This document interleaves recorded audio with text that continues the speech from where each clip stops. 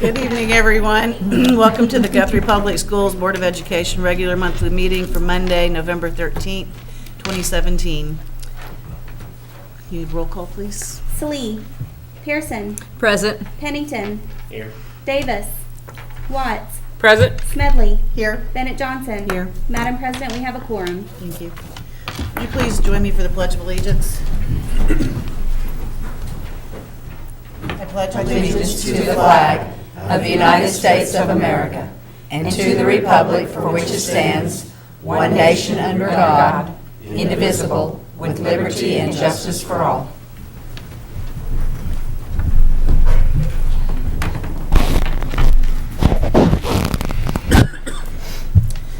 If you would all please join me in a moment of silence.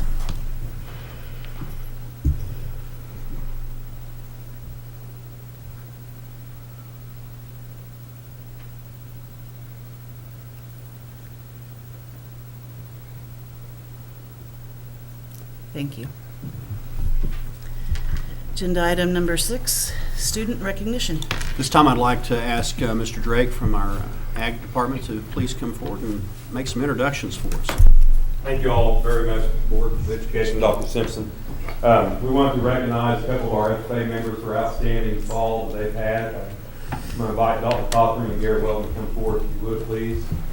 Just kind of give a little bit of background of why we're recognizing these two individuals. Dalton Cochran just recently attended National FFA Convention in Indianapolis, Indiana. This was the second year in a row he was qualified as a member of the National FFA Band, which is a very big honor. He is a third generation of his family to have this honor as far as doing the National FFA Band. So representing Guthrie and the state of Oklahoma very well. We're very proud to hang our hat on that recognition for him. For Garrett Weldon, you talk about kind of an opportunity to knock out of the ballpark. He had a Duroc Hog, Duroc Barrow that he exhibited this fall. Went to Oklahoma State Fair, was grand champion at the Oklahoma State Fair.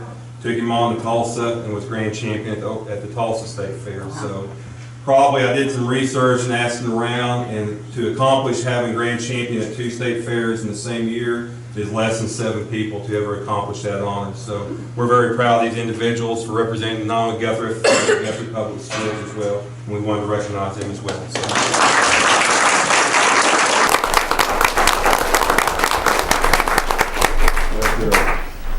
Let them hide the back.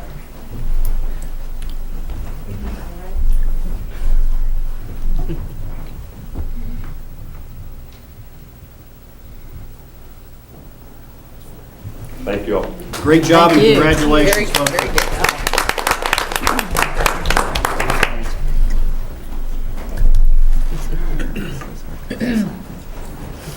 Agenda item number 7, presentation of Certified Support Employee of the Month. Mr. Ogle?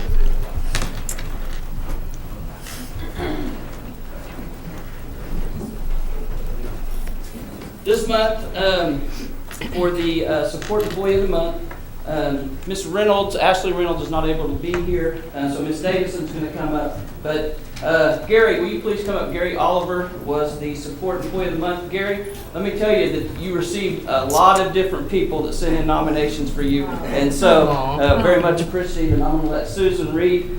You will receive a $25 Lions from the Lions Club for Sonic, and you're going to get your choice of one of these 2 envelopes from Integrity Heat and Air. They gave a $50 Missy's gift certificate or a $50 Walmart gift card. Ooh, So yeah. I'll let you pick one of those.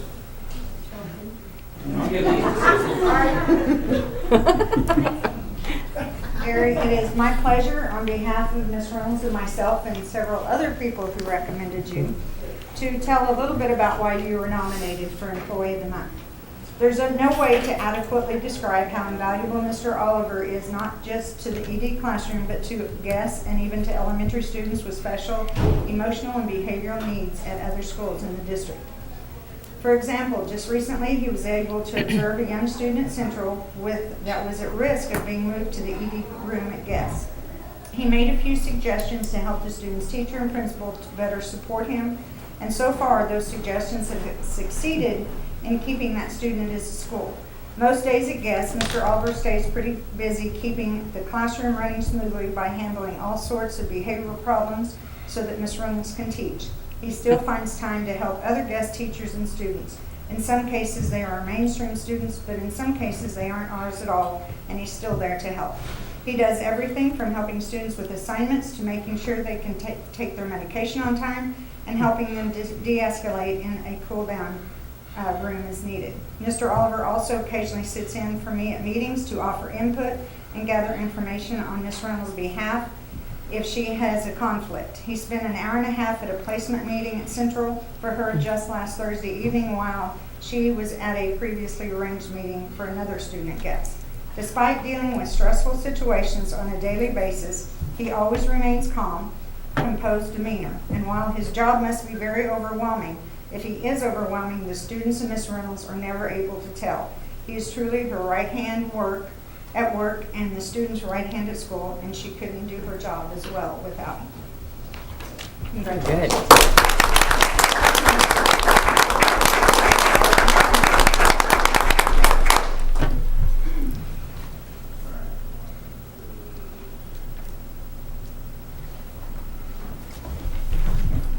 Thank you.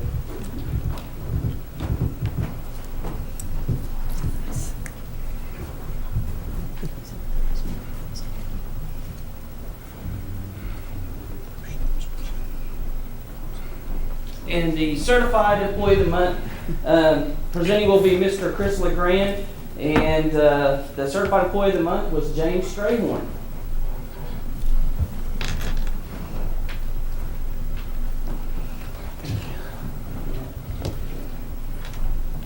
All right.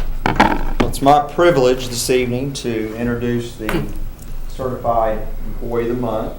And this is what I wrote about Mr. Strayhorn. Respectfully, I'd like to nominate James Strayhorn as October Certified Employee of the Month. While only in his second year of teaching, Mr. Strayhorn has far exceeded our expectations. He is committed to building quality relationships with his students, and this is quite apparent when visiting his classroom. Mr. Strayhorn differentiates his instruction to ensure each and every student in his math class understands the concepts. For example, students will not receive assignment B until assignment A has been mastered. As a result, students are continually being monitored and assessed for understanding. In addition, Coach Strayhorn has led a renaissance within the cross-country program. Under his tutelage, for the first time since 2007, both the girls and boys cross-country teams qualified for the state meet. Guthrie Cross Country is back on the map and will be a force with which to be reckoned in the coming years with so many young runners. Mr. Strayhorn is an asset to Guthrie Public Schools and is quite deserving of this esteemed distinction. I nominate him with utmost honor and admiration for what he is doing in the lives of our young people. Very good.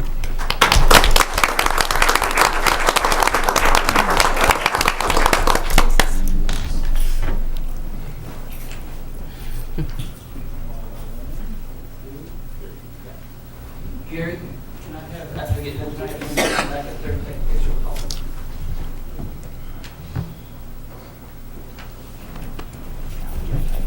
All right.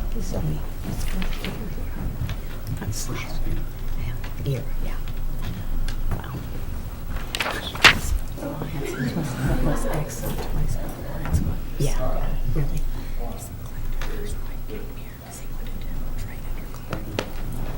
Great. Thank you all Thank you. very much.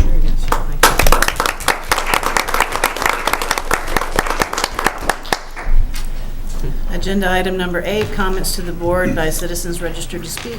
We have none. Comments to the board by board members. Agenda item number 9, superintendent's report. Got several items here. First of all, last Thursday, several administrators attended the annual Thanksgiving luncheon at Meridian Technology Center where many of our students were showing off their culinary skills, and I can verify that the food they had prepared was delicious. Saturday was Veterans Day, but our students each side have been participating in assemblies over the last week. I was fortunate enough to attend the high school assembly this morning. We certainly want to thank all veterans for their service to our country. I recently received a letter of thanks from the United Way of Logan County for the assistance of our FFA students provided at the kickoff campaign luncheon. It was a fun time, and I was personally honored to serve the meal alongside our students. We have selected our Building Teachers of the Year, and they are from Cotterell, Desi Rice, a pre-K teacher, Kara Henson, a kindergarten teacher. At Central, Becca Creed, a media specialist. At Fogarty, Sandy Onley, a second grade teacher, and Joni Delaney, a third grade teacher. At Guess, Jackie Ross, teaching fourth grade, Emily Carpenter, an interventionist, and Audra Branson, teaching sixth grade. At the junior high, Terry Darcy, our tech ed teacher, and Brian Deering, a history teacher. And from the high school, Rob Blackburn, our high school band director, Jeff Jordan, an English teacher, Allison Lee Lucas, computer applications in German, and then Michelle Reedus, a science teacher. And we will have the district-wide announcement in February, and we always do that before the board meeting, and so we look forward to that and the continued competition. And finally, state legislature has been in special session since September 25th. Last Wednesday, a vote was held in the House of Representatives floor for some significant revenue-raising measures. The vote would have paved the way for a $3,000 raise for teachers and a $1,000 raise for state employees. It fell 6 votes short of the required 75% majority that our state requires to raise taxes.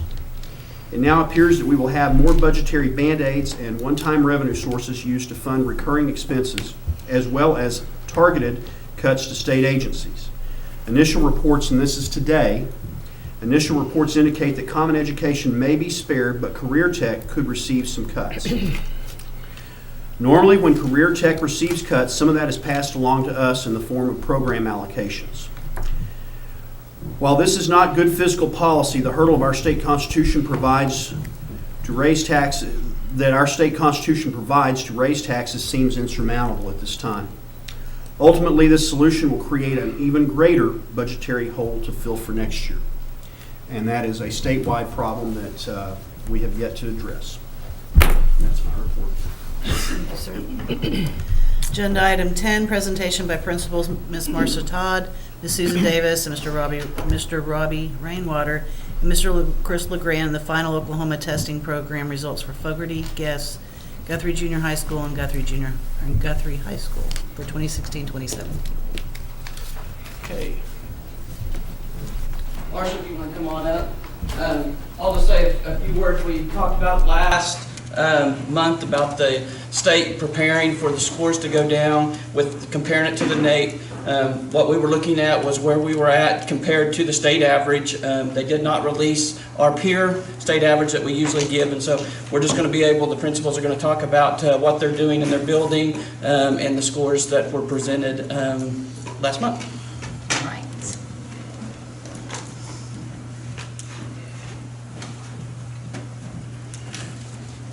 Okay, we're going to start with Fogarty Math. As you can see, the state average was 45% and Fogarty's was 30%, which was a 15-point range between Fogarty and the state average. And last year in 2016, we were 52%, state average was 67%, which remained at that 15-point range. One thing, whenever I started at Fogarty, I could kind of wrap my mind around the reading scores because I'd been in the classroom, but I could not, for the life of me, figure out why we were so low in math. So we immediately started working on that, and some of the things that we've done is we have aligned our standards and blueprints, and of course that's been a game changer from last year and this year and the previous year with PASS. So it's a constant rotation there. Hopefully we're stable now and know what we're teaching.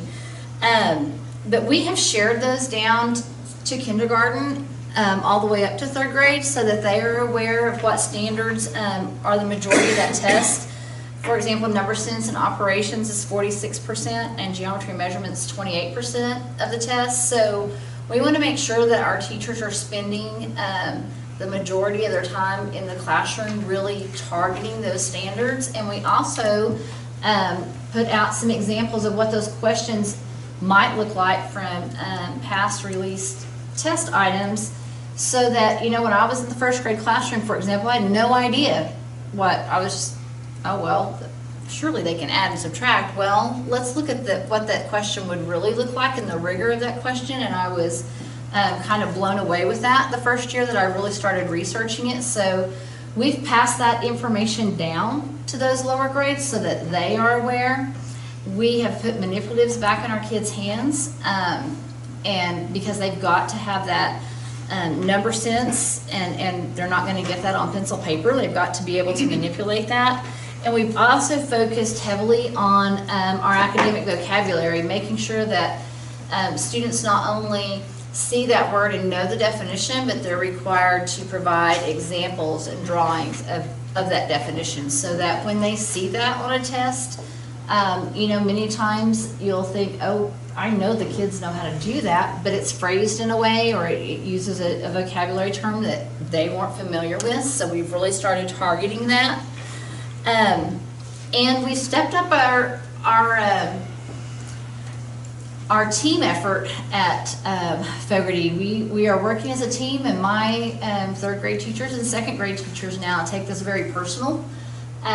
They not only meet with me once a month, but they started 2 years ago meeting on their own on a weekly basis for both English and math, and that's something that they took on, really looking at those standards in our curriculum and realizing that just teaching the curriculum isn't rigorous enough, and we're going to have to supplement. And they come to me and say, this is the supplementation that we need and we feel like will help get our kids there. So we're really trying to focus on that rigor and think outside the box with math. And of course, you know, we're not quite there yet, but I think that by going down to K level, that over a 3 and 4 year process with everybody on the same boat and teaching that same rigor, that over time we will see that math score come up. With our English and language arts, you know, I always hate the term teaching to the test because we really try not to do that. But at the same time, if you're not aware of what, how a question is phrased and what that's going to look like, then you got to play the game at some point. So we've really started looking at summarization, for example, and realizing that they may not ask us to summarize an entire story. It might be just a little bitty paragraph in the story. So we're really looking at strategies, and we've passed that information down just like we did with our math blueprints. In 2016, we were 13 points below the state average. And in 2017, even with the adjustments that were made, we closed that gap with 10 points. So we were just 3 points short. We closed that with by closing up 3 points there. We're also having our second grade students start taking the MAP test instead of the MPG at the beginning of the year. And the difference between those is the MAP does not read anything to the student. So it's kind of a initial shock to them, because they're saying, where's my earphones and where's this? And we're like, you got this, and a little pep talk. But just in preparation for the rigor of what is required.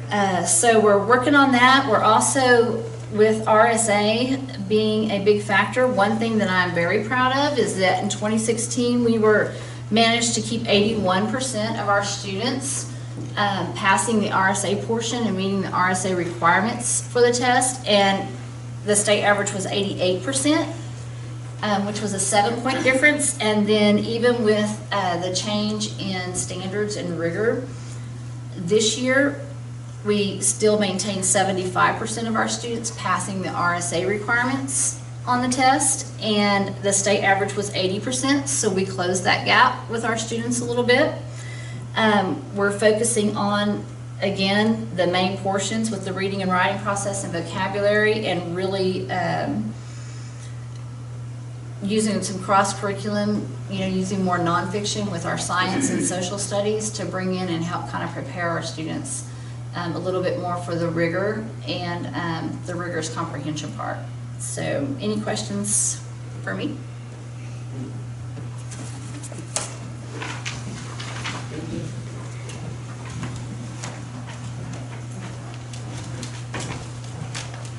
I feel like I could stand up here and repeat everything that Marcia said, because, you know, we talk about having our teachers work together, and I think as principals, we do the same thing. So we share a lot of our ideas and we build off. And so I'm just going to start with, I'll get this going. What did I just do? There it is. There we go. Sorry about that. We don't have these things, I guess. I don't know. If we look at our grades, one thing that our teachers are used to that the younger grades aren't is we've always had something to compare to. Because even with third grade test scores, they still had those third grade test scores to look at. And so they feel like they're like losing their minds because they don't have that, because we can't compare to the year before. Because as Joey Hoffmeister said, this is a reset year. The test looks nothing like it did the year before, so they aren't able to look at that growth factor that they went to. But we have looked at our difference in the state average. And the students that took the fourth grade math, they were at 15 points below the state average when they came to them, and they did close that gap. Even though the rigor was harder, we still closed that gap. And in fourth grade math, they were 5 points still below the state average. Our fourth grade reading was above the state average, so we were very pleased with that. It's just 2 points, but it's still 2 points above that state average. So we're really pleased with that in the fourth grade ELA. Fifth grade math was above the state average by 1 point. Again, it usually stays. It's usually a little bit higher above the state average, but we're still above that state average, so we're pleased with this. Our fifth grade ELA is our weakest and our score that is the furthest away from the state average.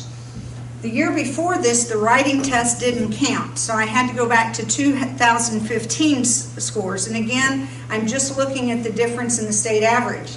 That year, if you put together the ELA and the writing, we were at about 15 points below the state average. In this, the ELA and the writing are together in one test, so we're only getting one score. So even though we had that big discrepancy, I still feel like it's not where we want to be, but I don't feel like we lost ground considering. And that's the first year the writing was in with the ELA, and they had no idea what to expect. So hopefully with now knowing what they're going to be ahead of them, they'll see that. Our science, the year before we were right even with the state average, so we did lose a little ground. So those are new standards and new curriculum, and so we've looked at that, looked at our standards, and they're really focusing on the specific standards as they're broken down in the state test. Our sixth grade math was only 4 points below the state average. We've gained some. I think the year before they were 8 points, so we're closing that gap again between where we are and the state average. And our sixth grade ELA was 1 point, and they were 3 points below the year before. And again, we can't compare the growth, but I still feel like as long as we're closing that gap on where we are and where the state average is, especially with the rigor, we're moving ahead. A couple of things that we're doing at GESS is in the past we've done interim assessments, which look a lot like the state test in that it tests everything. But the teachers we talked about and being able to break it down into specific standard, that way we can immediately address those students who don't understand it. So we've gone into more of about every 2 to 3 week assessments based on the standards we're teaching right now, so we can hit those interventions a little bit quicker and have better turnaround with that. As far as we are doing some more online programs that are helping us in their free time, the Study Island, PTO has purchased that, and we're doing some of those online programs that have tracking as well and rewriting those standards tests. And again, a lot like Marcia said, our teachers are just working better together, not harder, but smarter in sharing of ideas, looking at it.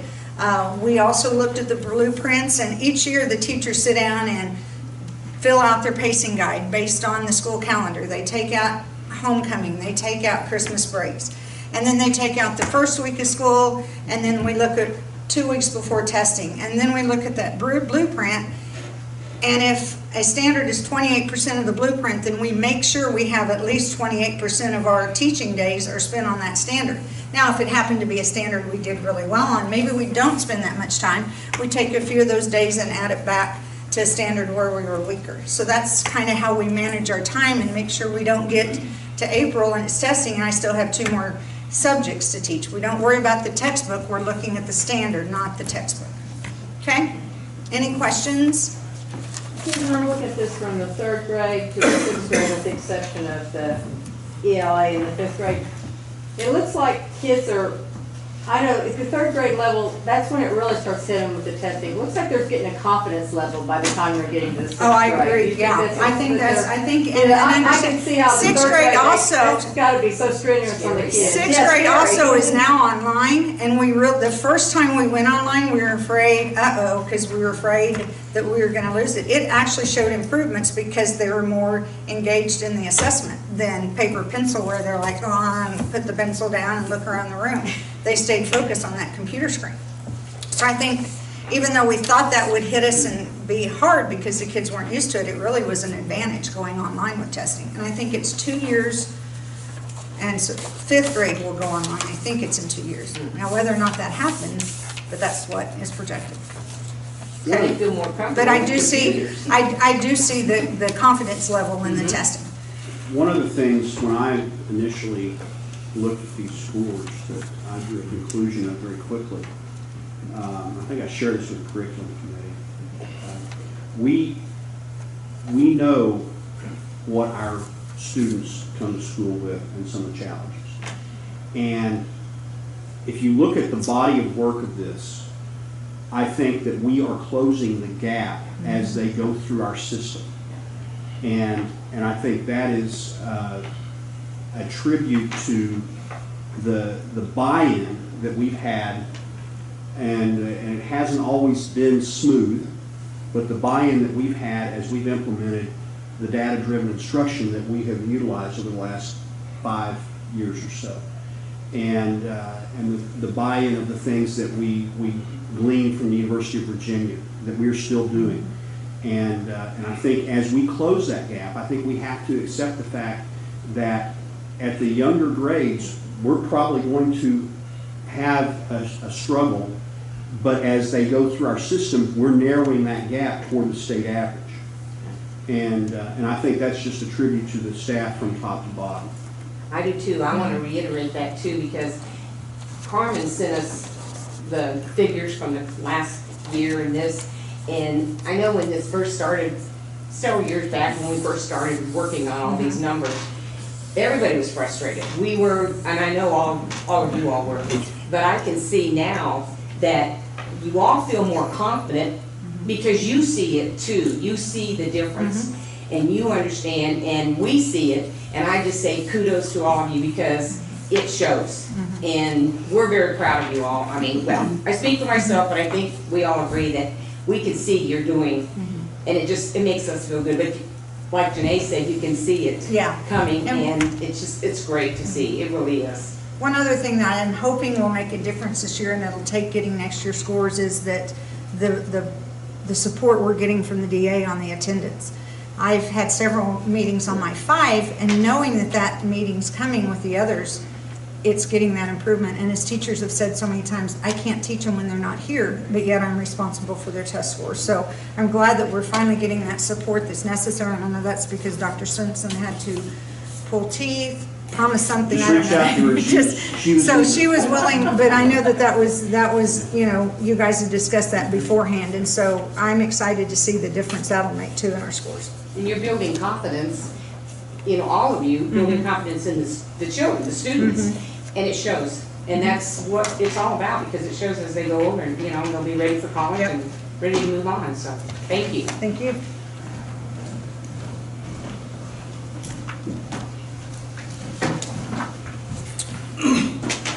Okay, for the junior high, when these scores first came out, probably where I've grown the most as an administrator is limiting the amount of knee-jerk reactions I have to things I see, and I've started using my school leadership team as a buffer a little bit. And when I first saw these scores, I started writing things down and all my thoughts on paper, and I put together this PowerPoint. And the first thing I did is I sent it out to my school leadership team and some teachers to say, okay, tell me what I can say and what I can't. And so this is what they told me I could say. All right. So 7th grade math scores, you can see the state average was 35%, and we were 54%. One of the things that I feel like we've done a good job at the junior high over the last however many years is kind of seeing what may be coming next and putting together a game plan to attack, attack's probably not the right word, but to combat whatever it is that's being thrown our way. Going back to when we left No Child Left Behind, going to Common Core, and then we left Common Core and went to OAS, and now everything looks like Common Core again. It's just trying to figure out what the game is and in order to put a game plan together. One of the things I've told my school leadership team is if you come to Raleigh Rainwater and say, I want you to put together a defense that's going to stop that offense. I'm going to do everything I can to stop whatever play that offense is going to run. But if I show up with my 11 players, okay, with shoulder pads and helmet on, and get to the game and find out that they're playing basketball, okay, we're going to look like we're disorganized. We don't know what's going on. What have you been doing? Have you even done your research? And so part of what I've tried to get across to our staff and through the school leadership team is coming up with a game plan to combat the game that's being played, but more importantly, what is the game? And nobody knows, so we're going to try and figure out, what that game looks like. I appreciate the fact that Dr. Simpson and Ms. Rowe and Ms. Walters have, and everybody in the central office has, taken a realistic approach to this and saying, let's compare ourselves to the state average and go from there. One of the concerns that I have in the game that's being played is when you look at the going to 7th grade ELA here, state average is 34 and we're 36. When you go to the 8th grade math, okay, which is the most comparable score that we have to the NAEP, because it's hard to compare a 7th grade math test to an NAEP when NAEP doesn't give it a 7th grade math test. Okay, so 8th grade math is more comparable to us. Our ELA test is not, because their reading test and writing test are two separate tests. Ours is combined. And there's a big portion of that. If you do really poorly on the writing test, you could fail the whole ELA test on the OCCT. So it's hard to compare those two when it comes time for the NAEP. We're proud of the fact, we're happy that we're above the state average in 8th grade math with the 40% compared to the state average of 24%. But the more you dive into this and the more you look at comparing a grade level test like the OCCT to a general assessment like the NAEP that is not a grade level test, the more you dive into what the data actually tells you becomes harder and harder to look at your staff every day. And I'm going to tell you why. Since 1990, since the main NAEP test has been given, the highest the national average has ever been in 8th grade math is 34%. In 27 years of existence, the highest it's ever been is 34%. It's very difficult, even though we're happy we're above state average, it's very difficult to go to those teachers and say, based on how we're comparing ourselves to the NAEP and to a national average and compare apples to oranges here, it's hard to look at that and say, when you got 10 kids sitting over here, the best you're ever going to do is 6 out of 10 is going to fail. That's a very difficult conversation to have. So we're going to work through that. We're going to figure out how to combat that game. One of the things that we did in diving into the research is we went into the NAEP and we said, okay, we want to look at what state has had the highest proficient rate since the inception of the main NAEP test. There's two different ones, but the one that we compared to is the one that was instituted in 1990. Massachusetts, every year since 1990, has had the highest proficient rate of any state in the nation, and the highest they've ever been is 54%. Again, very difficult to go to your staff and say, according to NAEP, the best you're going to ever be is 5 out of your 10 kids are going to fail. That's very hard coming from teachers that have had 85 to 90% pass rates just a year ago. So the next thing we did was we got on Massachusetts. Okay, they're the best, so we're going to see what you go to their website, they've got a question of the day for math, they got a question of the day for ELA. And then they've got tests that they give periodically that matches the NAEP, supposedly. And we got on there and we got those test questions. They're exactly the same test questions we ask on our benchmarks. They're exactly the same test questions that we've been using in our instruction. So what is the game? We don't know. Neither does anybody else. NAEP, if you don't know, when you take the NAEP test, you never get the results. There's only 2 results given for the NAEP. That is the national average and the state average. You cannot get how your kids at Guthrie Public Schools did on the NAEP. It doesn't exist. So the less tricky, and you guys know this, and I think that's probably one of the things that you guys do a great job of, is the less transparency there is in any item, the more speculation there is of mishandling. And this is pretty evident right here. But 8th grade ELA, again, it's hard to compare because our test, the reading and writing is together, their reading and writing is separate. But that being said, we're 1 point above state average. One of the things that we did last year through the budget cuts is we had to combine, ever since I've been in Guthrie, the reading class and the writing classes were always separate. Last year through the budget cuts we've gone through, we had to combine those. We felt like it just didn't work for us, and so this year we were able to split those back and forth again. And I think that's going to help, and we're going to see some payoff from that. Just simply because if a kid goes into a class and they just can't stand writing, they're going to end, if that's in the same class as they're reading, they're going to end up disliking reading too. And we saw a lot of that. The kid that wouldn't do their writing assignment also wasn't doing their book summaries. So that has drastically reduced this year by having those 2 classes split. This is probably the most interesting one, is that for how many years now, science has been the scapegoat to all this, and now they're the highest score. You know, again, trying to figure out what that game is that's being played is very difficult, but very proud of our science scores being 10% above state average. So what we're doing at the junior high is, you know, we're going to continue to do what we do well, and the things that we have found that work for our kids, and the things that help our kids grow. It was good enough under API with No Child Left Behind. It was good enough to get off school improvement with A through F, and surely it'll be good enough through this storm that we're going to weather for a little bit.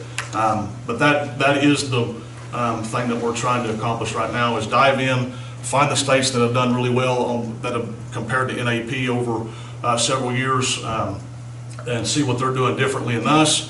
To this point, they're not doing anything differently. They may have different demographics, but as far as their instruction and how they're assessing their kids and how often they're assessing their kids and at the rigor, one of the things I'm trying to talk to my staff about is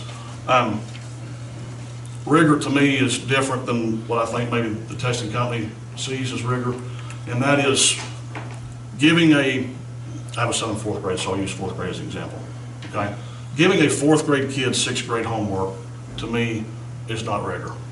If I take a 4th grade student, I tell him to go home and do vocab words at a 6th grade level, that is still a very low level assignment. It's just at a different level. It's at a different maturity rate. One of the things that, if you look at how education is condensed, that you'll find is that in 1990, when this NAEP started, the things that 8th grade math kids are taking now is what the average senior in high school knew in 1990. And I think maturity, discipline, all those things aren't factored into some of this that plays into scores. I am proud of the fact that we're above state average in all our subjects, but I do have a huge concern of the game that's being played. And I appreciate you guys' support. We appreciate you guys' comments about the things that are going on in this district and the curriculum from bottom to top. But at some point in time, there's got to be some, sensible approach, and somebody's got to stand up and say this is nonsense. So we're going to keep doing what we do, and I'm going to keep encouraging teachers to teach. We're going to keep encouraging students to learn. I'm going to keep trying to do my best to get rid of anything that gets in the way of those two things. And hopefully this game that we're seeing right now isn't a long-term trend in that saying, no matter what we do, the best you're ever going to be is 34%, because that's the best it's ever been. Yeah. So anyway, any questions? Whatever you're suiting up for, it's working, so, and we can see it, so we appreciate it. But I can see your frustration, but it's you're still doing it positive. It's frustrating for me because, I can understand. it's hard going to a Kathy Ice or Miss Ludlow or Miss Maltz or Miss Ogle or whoever else, you know, and saying, hey, you're above state average at 40%, and we start diving into that, because I've got a very competitive staff. You know, they don't just compete with each other, but they're competing against, you know, and I've said, stand up here last year, you know, I'm a very competitive guy, you know, and if you don't want me to compete, then turn the stinking scoreboard off. But as long as that scoreboard's on, we're gonna compete for a better score. And it's hard going to somebody that's very competitive, and when you're diving into the actual data that is there, and seeing that the highest that any state has ever been, ever, is 54%. It's hard going to a teacher and saying, look at those 10 kids right there and you tell me which 5 are going to fail. When before, it was look at those 10 kids and tell me which 9 are going to pass. And so it's a little disheartening, but we're going to keep competing, we're going to keep working, and we're going to keep fighting, and we're going to scratch and claw until somebody listens. So anyway. That's right. And those 9 are gonna pass because the scores are showing. Good job. Any other questions? All right, thank you. Thank you. I don't have anything else left to say. I got some more from this. Just kidding. Okay. You know, we were prepared, like I said, for the scores being lower this year. And fortunately, you know, you look at our scores compared to the state average, we actually did pretty well. And I know it's not a lot or, you know, big difference between state average and what we're at, but we are above state average. And when we looked at these scores a year ago and we were below in about everything, to say that we've actually made up some ground, makes me feel good about the work that we're doing at Guthrie High School. But you can see here in 10th grade math, state average was 27%. Boy, that's a great state average, isn't it? 27%. Kind of like what he was alluding to earlier. But at the same time, our kids were 28%, so we're actually better than state average. And so real pleased with that and the work of our math department. And we've done a lot of work on trying to get everybody on the same page. Of course, the high school's been quite a difference, because we've gone from having EOIs in just about every subject area now to one test that they took as sophomores. So we've really got to coordinate our freshman algebra classes with our geometry classes, and then ultimately our Algebra 2 classes, which are going to be taking the ACT this year for our assessment. So we've done a really good job of making sure we're vertically and horizontally aligned, and I think that's made a difference in our scores in math. This one was a little bit surprising, because year in and year out our English scores are the highest out of all the subject areas, and this year we're a little bit lower, but as you can see, just statewide they were lower. And one thing about it, I was talking to several of my English teachers, and they made the comment that the test didn't really measure, or wasn't, the questions on the test weren't really what they said they were going to be, which wasn't a really big surprise, but that we kind of have an understanding or idea of what's going on. One thing we are doing, and it was long before we ever even saw our scores, but we have co-opted with Oklahoma State University, and we're taking part in their OSU writing project, and it's on argumentative writing, where kids make a claim and they support that claim, which is very beneficial once they get on to post-secondary education, especially at the collegiate level. And so our kids are doing a tremendous amount of argumentative writing, which will serve them well when they get into college. And so I think that's going to have an effect on our overall scores as well. But in fact, we've got 3 teachers that will be going to the National Writing Convention here at the end of this week. So we're excited about what they're doing, what OSU is bringing to us. It's a grant through them. They came to us, basically solicit our services at Guthrie High School, and so they're providing all the funding for that. And we've been appreciative, and our teachers have gotten some really good ideas out of that. In fact, they've done a really good job of doing the professional development on days that we're actually out of school. We're having professional development within the district. So the teachers only, out of 6 meetings throughout the year, they only have to have substitutes on 2 days, and then the other days are all either during breaks or when we're having PD day within district. So that's been nice as well. We haven't had to pull our teachers out of classes for that professional development. This is interesting too. Last year, you'll recall in biology, the state average was 49 and we were like 32%. Well, this year, we were actually above state average on the science test. I mean, it's hard to explain how you go from, 13 and 14 below to 2 above, but I'll be honest, we were doing the same things that we've always done. I mean, I can't just sit up here and say, oh, we did all these wonderful things and went up 2%, but the teachers were continuing to do the same types of things that they've always done.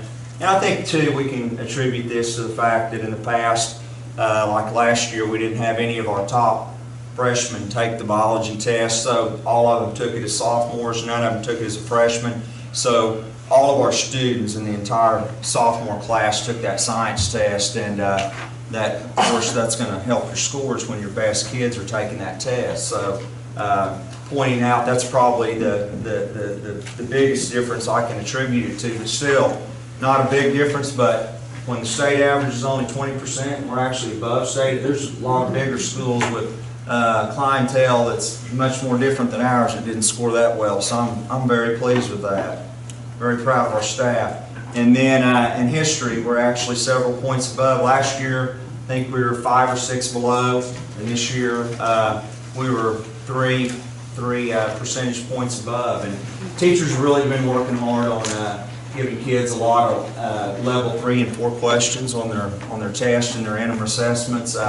They look at political cartoons, a lot of documents where they have to analyze a document and answer questions, and I think that's paying off because their scores have been higher too. And that's actually, it should say, I don't know why they say 10th grade, because no 10th graders took a U.S. history test, it was juniors.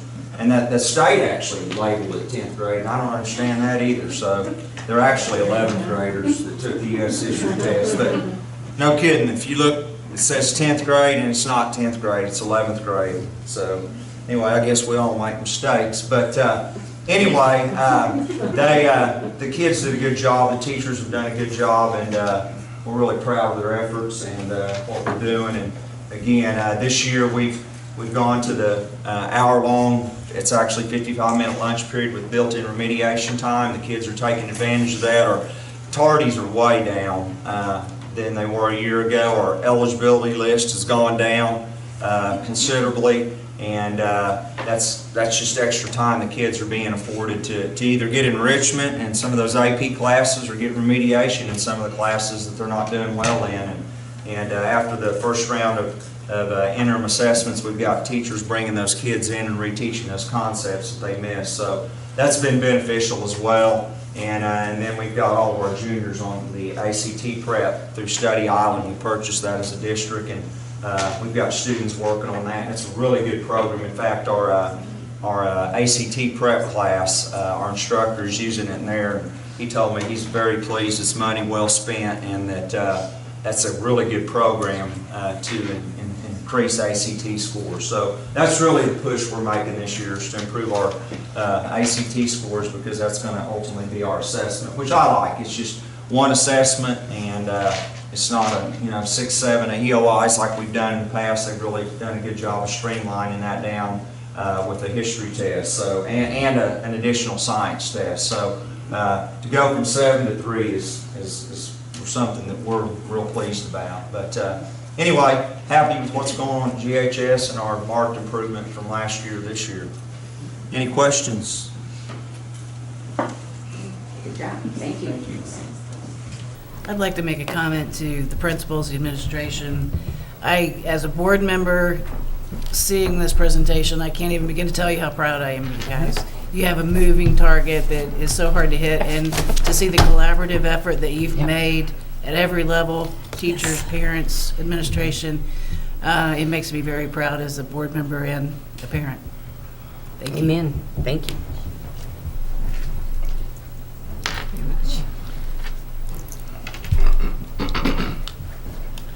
Agenda item 11, the consent agenda. All the following items are routine in nature. Normally approved at board meetings will be approved by one vote unless any board member desires to separate a vote on any of or all of the items. Consent agenda consists in discussion, consideration, and action on the items listed in the agenda. Does Do we need to make any changes? Madam President, I make a motion we approve the consent agenda. Second? Roll call, please. Pearson. Yes. Pennington. Yes. Watts. Yes. Smedley. Yes. Bennett Johnson. Yes. 5 ayes, 0 nays. Agenda item 12A, recommendation, consideration, action to adopt a calendar of regularly scheduled school board meetings for 2018. That is on page 45 of your packet, and got to get there first. We have, we're staying with the second Monday of the month, with one exception, and that is on January. And I think I spoke maybe a month ago about this. The second Monday of the month is Martin Luther King Day. And so we're going to do that on a Thursday. And we have done that before. So it will be a little bit different on that January board meeting coming right back from Christmas break. But we'll make that work, and then the rest of them will stay with the second Monday.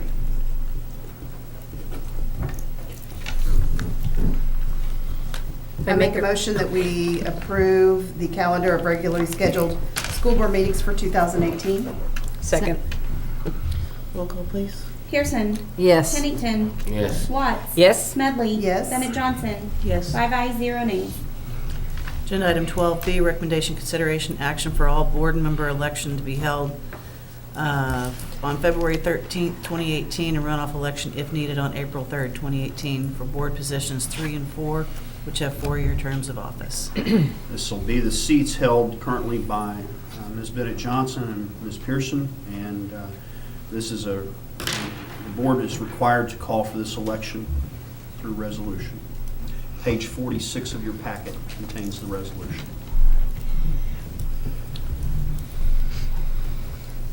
I make a motion we call for the board member election to be held on February 13, 2018, and a runoff election, if needed, on April 3rd, 2018, for board positions number 3 and 4, which have 4-year terms of office. Second. Roll call, please. Pearson. Yes. Pennington. Yes. Watts. Yes. Smedley. Yes. Bennett Johnson. Yes. 5 ayes, 0 nays. Agenda item 12C, recommendation, consideration, action upon renewal agreement with Northwest Evaluation Association. This is our MAP testing that you heard a little bit about earlier. We have consistently reduced the cost of that through the years, and we are testing fewer children, but this is still a requirement that we have a testing module for compliance, and Ms. Walters has trimmed a little bit off of the cost. It's $18,985. Ms. Walters can answer any questions you have. Recommend approval. I thank you for squeezing that cost down. We appreciate it. And I make a motion we approve the renewal agreement with Northwest Evaluation Association. Second. Any discussion? Roll call, please. Pearson. Yes. Pennington. Yes. Watts. Yes. Smedley. Yes. Bennett Johnson. Yes. 5 ayes, 0 nays. Agenda item 12D, recommendation, consideration, and action upon infant and early childhood services awareness survey for parents and early care and education providers for pre-K through 3rd. This is a survey that the Health Department is wanting to approve, and the reason for board approval is it will be surveying our staff at the pre-K through 3rd grade level. Ms. Walters can answer any questions, but we also have Justin Fortney from the Health Department if you have questions for him regarding the survey. Is this the first year they're surveying the staff, or I can't remember? This is actually a survey. Some coworkers of mine in Rogers County have had a grant for the last 5 years. Okay. And so they're trying to compare that to a county where the grant hasn't existed to this point and see if they've done a good job or not. Okay. Okay. Thank you.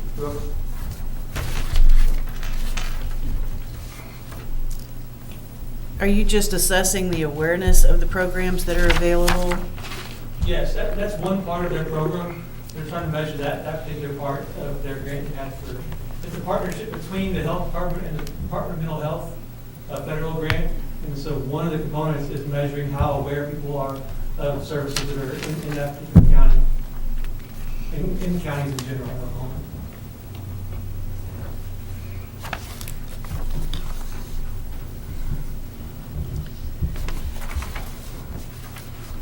I make a motion, we approve the Infant and Early Childhood Services Awareness Survey for parents and early care and education providers for pre-K through third grade parents and educators, sponsored by the Child Guidance Service of the Oklahoma State Department of Health. Second.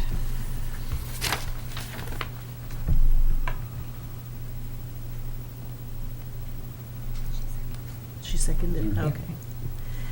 We get to discuss this, right? Mhm. Now that it's been seconded.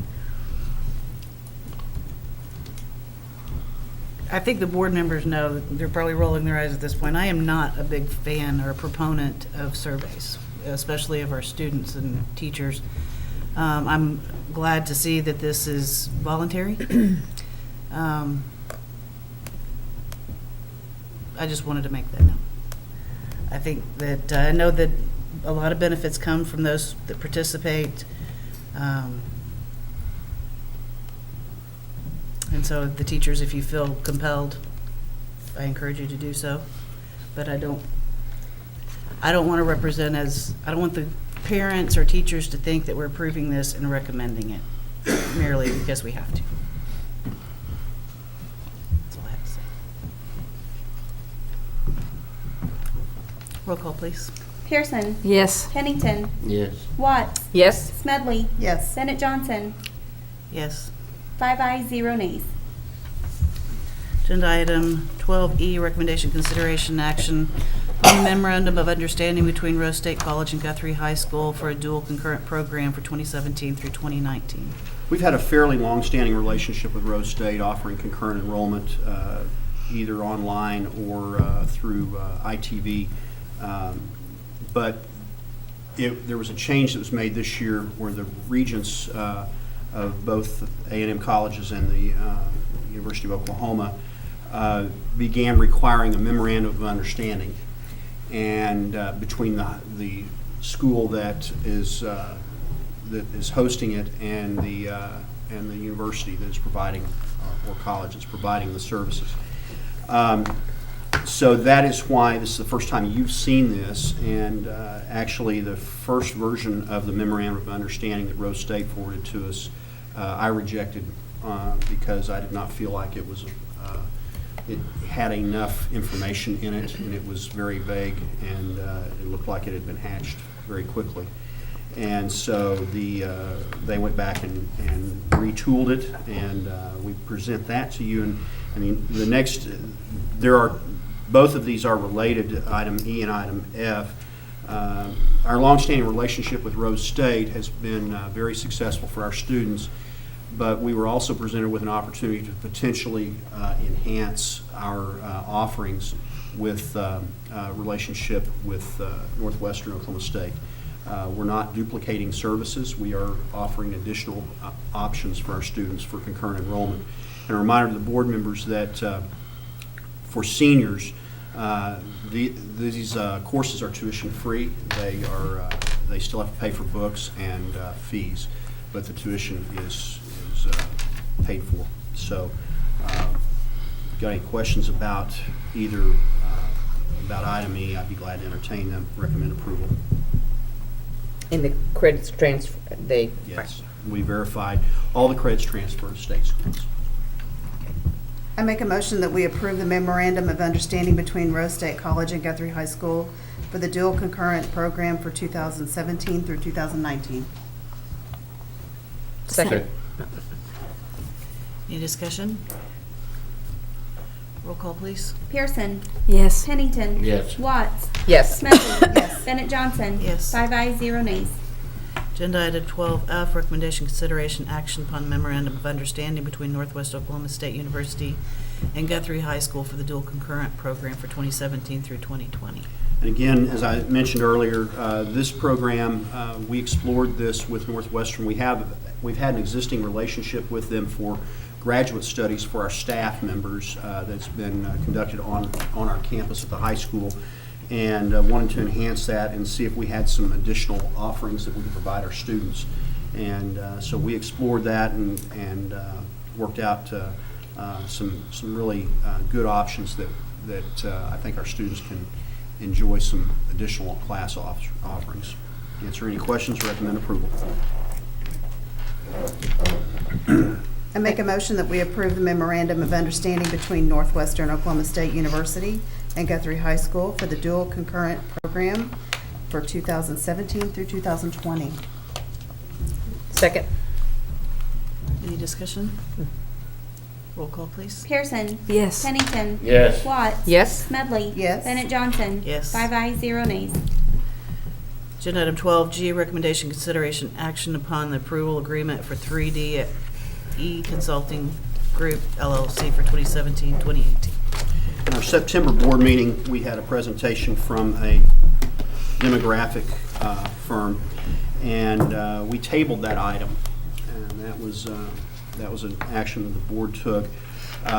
Since that time, we have reached out to our software provider for our transportation routing system, and that firm has some options that they had in early stages of development for software to draw district boundary lines for attendance zones for elementary schools.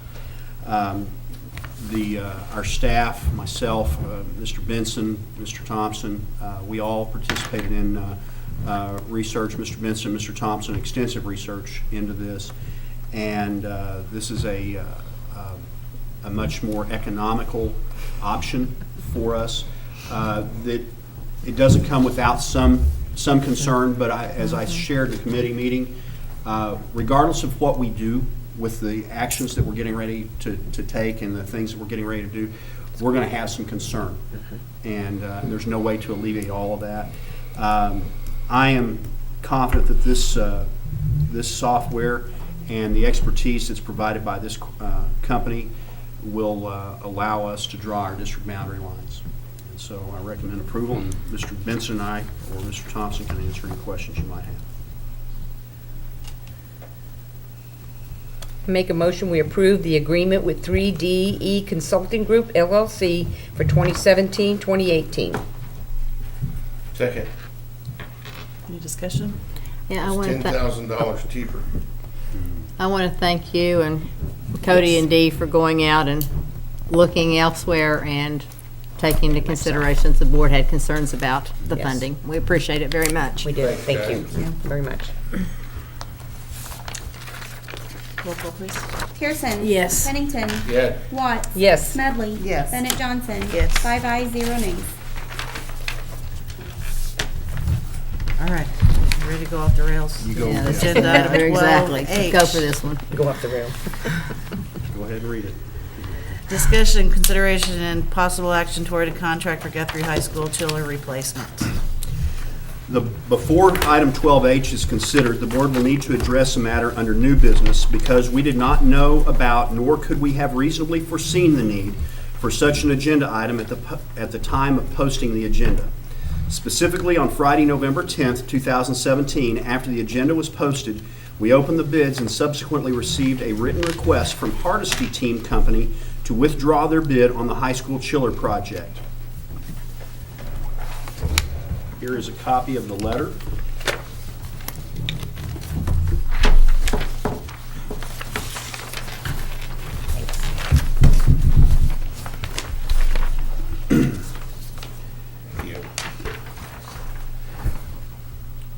Based on advice of our attorney and our architect and their recommendations, I would recommend that the board consider under new business accepting this letter. And then we would take up consideration of item 12H. I make a motion that the board grant the request of Hardesty Team Company to withdraw its bid on project number 1732, the Guthrie High School chiller replacement, and to exonerate the bidder and its surety from liability under the bid bond for the reasons set out in their letter requesting such action. Can I, and with your motion, can you read that first paragraph, please? Oh, yes, sir, I'm sorry. The board finds that the district did not know about and could not have reasonably foreseen at the time of posting the agenda that Hardesty would request to withdraw their bid on the high school chiller, and therefore this is a matter which should be handled pursuant to Oklahoma law under new business. Hardesty Team Company has requested in writing to withdraw its bid on project number 1732, the Guthrie High School chiller replacement, and to exonerate the bidder and its surety from liability under the bid bond. And now, again, so it'll be in order here.